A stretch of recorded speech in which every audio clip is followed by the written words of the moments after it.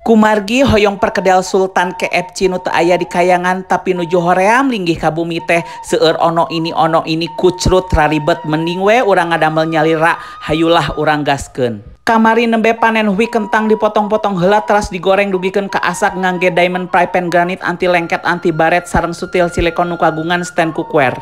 Dilajengkeun urang ngadambel bumbu halus di dieu aya bawang bodas, bawang beureum, pala, uyah, pecin, lada bubuk diulek dugikeun ka halus. Salajengna gebruskeun eta hui kentang anu atos digoreng diulek-ulek sampai hancur berkeping-keping dilajengkeun gebruskeun kornet sapi. Ulek-ulek sampai merata gebruskeun setengah butir telur kamu, ulek-ulek terus dugikeun ka rata teras tiasa dibentuk sapertos kieu. Salajengna ibakan adonan ngangge telur kocok supados pas digoreng teu paburing sat eta adonan digoreng ngangge seuneu sedeng supados matengna merata tong gede-gede teuing seuneuna bisi tutung.